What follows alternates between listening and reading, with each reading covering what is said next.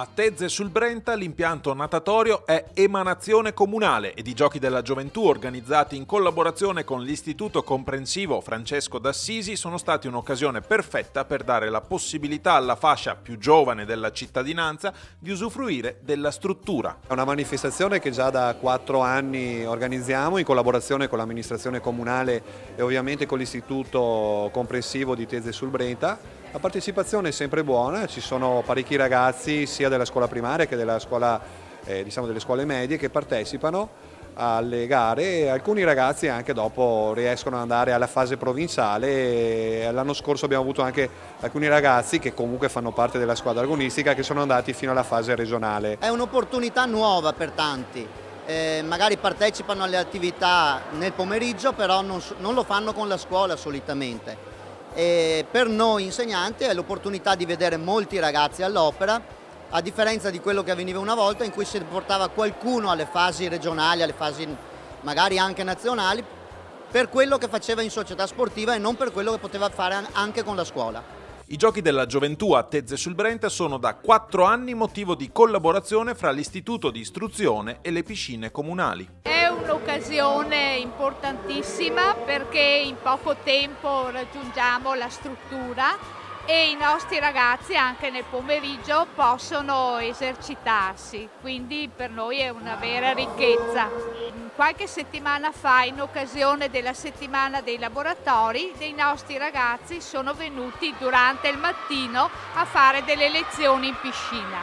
Vuol dire fare una giornata diversa dalle altre, presentarsi davanti ad altri compagni, davanti a dei genitori che avete visto in tribuna e mettere alla prova le proprie abilità, le proprie capacità anche nello sport. C'è da dire che nonostante la giovane età del centro nuoto Tezze, quasi la metà di questi ragazzi frequenta l'impianto anche nei corsi pomeridiani. La maggior parte di quelli che abbiamo visto nuotare questa mattina ai Giochi della Gioventù sono nostri clienti abituali che iniziano con la scuola nuoto del pomeriggio dalla vasca piccola e poi per gradi progressivamente anche in base all'età raggiungono i livelli più elevati fino ad arrivare nelle corsie centrali della vasca grande. Penso che questa sinergia appunto tra le scuole e la piscina sia fortemente voluta e ricercata dal comune in primis.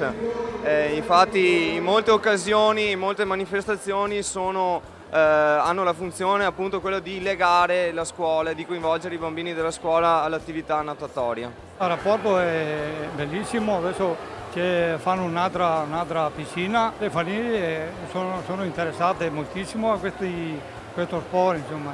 È importante per tutti, è emozionante anche per me vedere questi ragazzi, specialmente anche i genitori che portano questi bambini e trascorrono anche la famiglia per portare questi ragazzi.